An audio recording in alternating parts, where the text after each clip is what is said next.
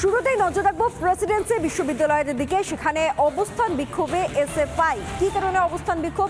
Tuition fee বাড়ানো হয়েছে, এছাড়াও অন্যান্য ফি বৃদ্ধি করা হয়েছে। সেই ফি বৃদ্ধির প্রতিবাদে অবস্থান বিক্ষোভে বসেছে এসএফআই। প্রেসিডেন্সি বিশ্ববিদ্যালয়ের সামনে অবস্থান বিক্ষোভ এসএফআই এর।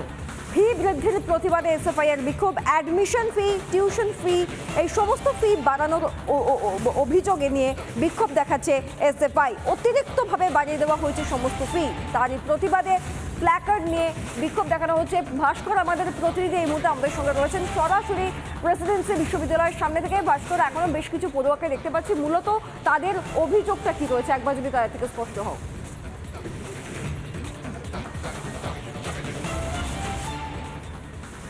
একেবারে সৃজিতা, দেখো লাগাতার অবস্থান চালিয়ে যাবেন তারা, এমনটাই বক্তব্য এসএফআই এর সদস্যদের। এবং তার কারণ একটাই, অ্যাডমিশন ফি থেকে শুরু করে বিভিন্ন কোর্স ফি অনেকটাই এক লাফে অনেকটাই কোথাও প্রায় 150 গুণ পর্যন্ত বাড়িয়ে দেওয়া হয়েছে, এমনটাই অভিযোগ। যারা লাগাতার অবস্থান চালাচ্ছেন তাদের সঙ্গে কথা বলবো।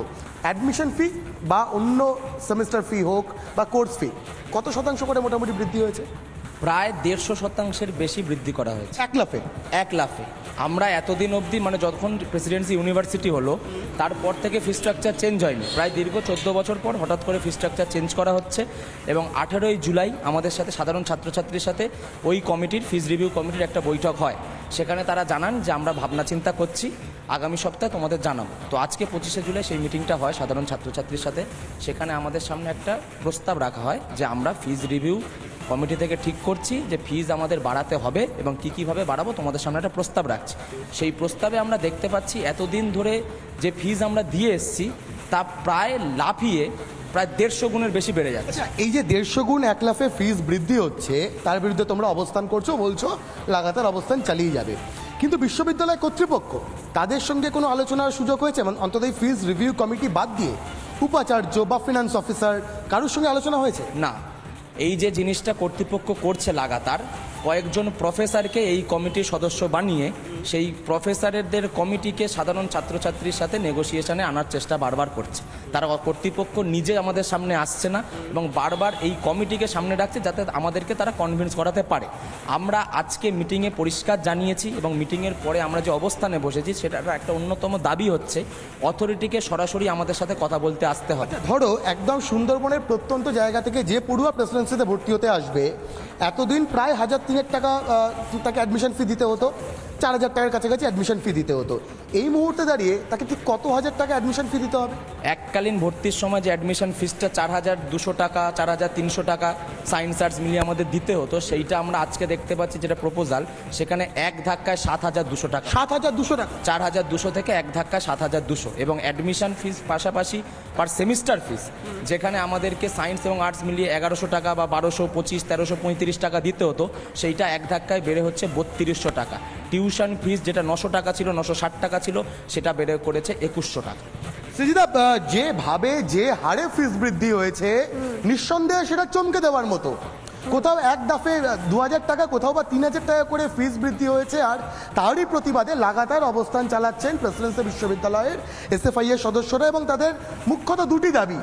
এক, বিশ্ববিদ্যালয় কর্তৃপক্ষকে আলোচনায় বসতে হবে। 2, এই বর্ধিত হারে যে ফিস বৃদ্ধির সিদ্ধান্ত, সেই সিদ্ধান্ত প্রত্যাহার করতে হবে। এবং এই মুহূর্তে দাঁড়িয়ে লাগাতার অবস্থান তারা চালিয়ে যাচ্ছেন। এবং আরও একবার একদম সোজা জিজ্ঞাসা করব, যদি বিশ্ববিদ্যালয় কর্তৃপক্ষ আলোচনায় না বসে, 1 দিন 2 দিন 3 দিন 4 দিন 10 দিন 15 দিন অবস্থান চলবে? কর্তৃপক্ষ যতদিন না আমাদের সাথে সরাসরি এসে কথা বলছে, সাধারণ ছাত্রছাত্রীর কথা শুনছে, ততদিন আমরা ভারতের ছাত্র ফেডারেশন যতক্ষণ না আলোচনায় বসা হবে ততক্ষণ অবধি এই অবস্থান বিক্ষোভ থেকে সরা যাবে না। মূলত যেভাবে ফি বৃদ্ধি করা হয়েছে, এক লাফে অনেকটা করে বাড়িয়ে দেওয়া হচ্ছে, তারই প্রতিবাদে এই অবস্থান। তোমায় আপাতত ধন্যবাদ ভাস্কর। এদিকে যাদবপুর বিশ্ববিদ্যালয়ে ফের ছাত্র নিগ্রহ। কম্পিউটার সায়েন্সের এক পড়ুয়াকে চোর সন্দেহে মারধর করা হয় বলে অভিযোগ। হস্টেলে এই ঘটনা ঘটে। এমনকি ওই হস্টেলের মেডিকেল সুপারও যখন ওই ছাত্রকে নিয়ে হাসপাতালে যেতে চাইছেন, তখনও তাকে বাধার সম্মুখীন হতে হয় বলে অভিযোগ। দেখুন।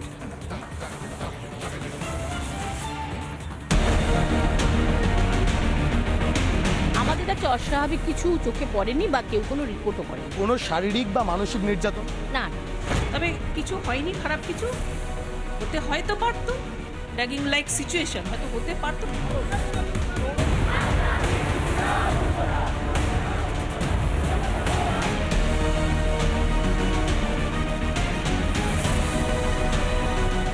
এক বছর আগেই যাদবপুর বিশ্ববিদ্যালয় পড়ুয়ার মৃত্যুর ঘটনায় তোলপাড় হয়েছিল গোটা দেশ। বছর ঘুরতে না ঘুরতেই বিশ্ববিদ্যালয় ক্যাম্পাসে ফের নিগ্রহের শিকার পড়ুয়া। চোর সন্দেহে কম্পিউটার সায়েন্সের দ্বিতীয় বর্ষের এক ছাত্রকে মারধর ও মানসিক নির্যাতনের অভিযোগ। বুধবার রাতের ঘটনা জেরে হাসপাতালে ভর্তি নিগৃহীত পড়ুয়া। মেন হোস্টেলে একটি ঘটনা ঘটে গতকাল রাতে। একটি ছেলে তার উপরে একটি ল্যাপটপ চুরি বা ফোন চুরি কিছু একটা চুরির অপবাদে বেশ অনেকজন মিলে তার উপরে চড়াও হয়। ট্রিমেন্ডাস মানসিক চাপ দেওয়া হয় ছেলেটির উপরে, এতটাই মানসিক চাপ দেওয়া হয় যে তাকে হসপিটালাইজ করতে হয়। এই ঘটনাকে কেন্দ্র করে বৃহস্পতিবার সকালে ঝামেলায় জড়িয়ে পড়ে পড়ুয়াদের দুই গোষ্ঠী।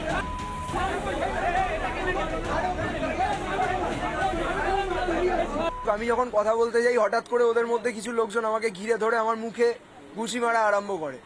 তো সেই ঘটনার পরে কথা কাটাকাটি হয় এবং তুমুল একটা মানে হাতাহাতির পর্যায়ে পৌঁছে যায়। যদিও গোটা ঘটনাটিকে ছোট করে দেখছে বিশ্ববিদ্যালয় কর্তৃপক্ষ। কালকে তার শরীরটা খারাপ লাগছিল এবং আমাদের যেহেতু মেডিকেল অফিসার আছেন তাকে আমরা পাঠিয়েছিলাম। তিনি দেখে বললেন যে মনে হচ্ছে তার একটা প্যানিক অ্যাটাক টাইপের হয়েছে। ওর সঙ্গে সবাই জিজ্ঞাসাবাদ করেছে, ওর কারুর বিরুদ্ধে কোনো কমপ্লেন নেই। ছেলেটি নিজে বারবার পুলিশ ওকে জিজ্ঞেস করেছে, আমার সঙ্গে ছিলেন, কারুর বিরুদ্ধে কোনো রকম কোনো অভিযোগ নেই, ও কমপ্লিটলি ফিট। হস্টেলের মেডিকেল সুপার কিন্তু বলছেন অন্য কথা, দেরি হলেও ঘটে যেতে পারত অঘটন। গিয়ে দেখি ছেলেটি খুব অসুস্থ হয়ে গেছে, মানে মানে একটা ভয় পাওয়া চেহারা। হ্যাঁ, গোটা 10 ছেলে ঘরের ভেতরে, ঘরের বাইরে আরো প্রায় গোটা 30 ছেলে। গিয়ে জিজ্ঞেস করি যে কি হয়েছে, তখন সব ছেলেরা বললো ও চুরি করেছে ল্যাপটপ, কিন্তু ওকে কিছু একটা লেখানো হচ্ছিল, আমি বুঝতে পেরেছিলাম। যে সময় সেই মেডিকেল অফিসার সেই হেনস্থা যে ছাত্রকে করা হয়েছে তাকে যখন নিয়ে বেরোচ্ছেন, সেই সময় আরও স্টুডেন্টরা ছিলেন সেখানে। সেই সময় সেই চিকিৎসককে ঘিরে ধরেন, অর্থাৎ মেডিকেল অফিসারকে ঘিরে ধরেন এবং বলেন যে সই করে ছাত্রটিকে নিয়ে যেতে হবে। অসুস্থ ছাত্রকে উদ্ধার করতে গেলে তাকে বাধার সম্মুখীন হতে হয়। গুরুতর অভিযোগ করলেন মেডিকেল সুপার মিতালি দেব। আমি যখন ওকে নিয়ে ট্রিটমেন্টের জন্য বেরিয়ে যাচ্ছি, ওকে যখন অ্যাম্বুলেন্সে তুলতে যাব, তখন ওরা আমাকে বাধা দেয়। বেশ কিছু ছেলে আমায় বাধা দেয় যে ওকে নিয়ে যেতে পারবেন না, নিয়ে যেতে হলে আমাদের কাছে সই করে নিয়ে যেতে হবে। সেখানে আমি আপত্তি জানাই না, আমি এখানে সই করতে পারি না। এবং অ্যাম্বুলেন্সও ওরা ঘেরাও করে রেখেছিল যে বেরোতে আমরা দেব না। এক বছর আগেই যাদবপুর বিশ্ববিদ্যালয়ের র্যাগিং এর শিকার হয়ে ছাত্র মৃত্যুর মতো ঘটনা দেখেছে গোটা দেশ। তার থেকে কি কিছুই শিক্ষা নেয়নি বিশ্ববিদ্যালয় কর্তৃপক্ষ? আদৌ কোনো পদক্ষেপ নিয়েছে রাজ্যের শিক্ষা দপ্তর? ক্যাম্পাসের ভেতরে ইতি উতি ছড়িয়ে মদের বোতল। যাদবপুর বিশ্ববিদ্যালয় এই অবস্থার পরিবর্তনটা করা যাচ্ছে না কেন? ঠিক কোন শক্তিতে যাদবপুর বিশ্ববিদ্যালয়ই থাকছে? কোন স্বার্থে ক্যাম্পাসে জমিদারি চালানো কিছু পড়ুয়াকে ছাড় দেওয়া হচ্ছে, যার সুযোগ নিয়ে হস্টেলের ভেতরেই খাপ পঞ্চায়েত বসানোর সাহস পাচ্ছে তারা? যাদবপুর বিশ্ববিদ্যালয় ক্যাম্পাস ও হস্টেলে এই অরাজকতার কত দিন চলবে? রিপাবলিক বাংলা।